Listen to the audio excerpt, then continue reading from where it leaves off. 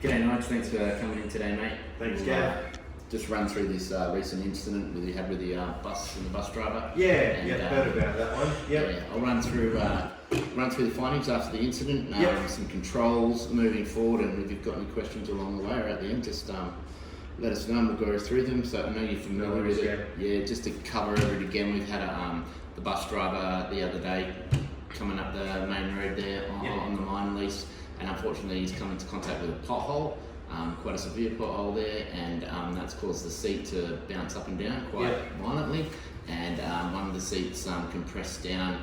He has injured his back, and it's not an ideal situation. So just with that, as you know, the road is on the mine lease, so we've just been looking into those sorts of things. Who was responsible for the maintaining of the road and the pothole actually being there, and also how it came about with the seat and the driver and what training they'd had, licenses and all the rest of that. That's a good go.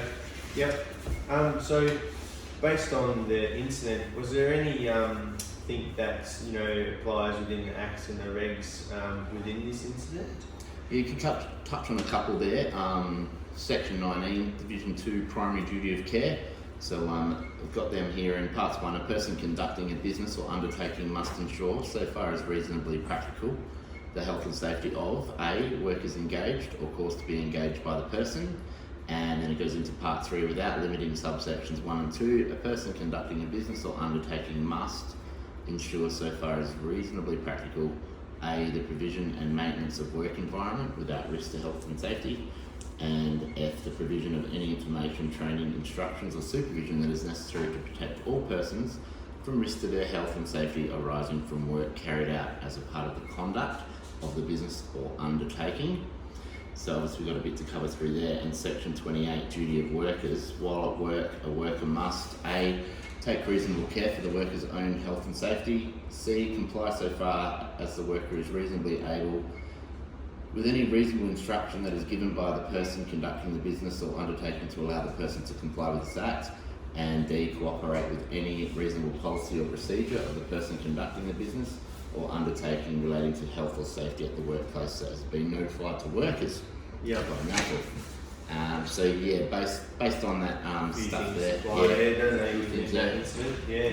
So as we touched on with that road being on the lease, it is the responsibility of the organisation to maintain that road and ensure there are no hazards out there. Unfortunately, that's fallen down in this case, and potholes are there. And the other major finding out of this one is, whilst the bus driver was trained in the use of that seat, he was not aware that it was able to be set for individual settings, and it had been set too soft. So therefore, when it has compressed, it's hit that, it's compressed, gone down, and that's that energy's traveled through and caused an injury to his back. Sorry. So in the outcome, so we will be negligent for that incident, being that the pothole, that road was on the private land.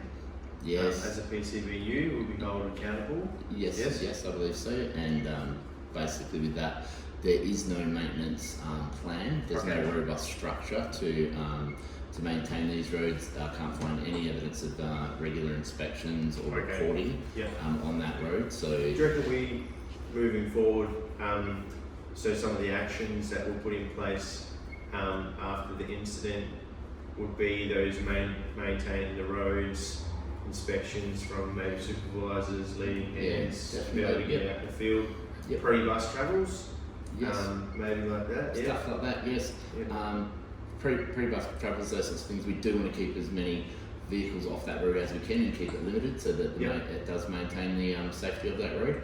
But definitely a robust maintenance plan and an inspection plan where that's followed up, and also an action plan where we don't want a situation where we're highlighting there's 5 potholes out there, but no one knows who needs to fix them or when they need to be fixed by.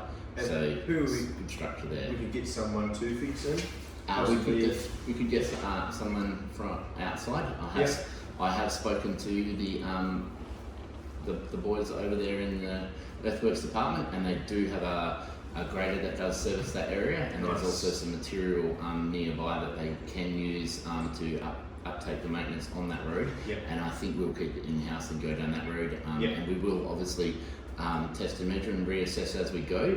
If that isn't working or that changes and those machines aren't available, this will be a priority. So Yep. we will revisit it and see if we need to outsource a third party to maintain that road. Yeah, and I guess with the section 9 with the training, maybe we revisit our training packages to implement the individual setup, and I guess monitor when we onboard our bus drivers to be able to have a training facility maybe with a seat and get them in there and a trainer to be able to do the proper setup for the correct individual. Yep.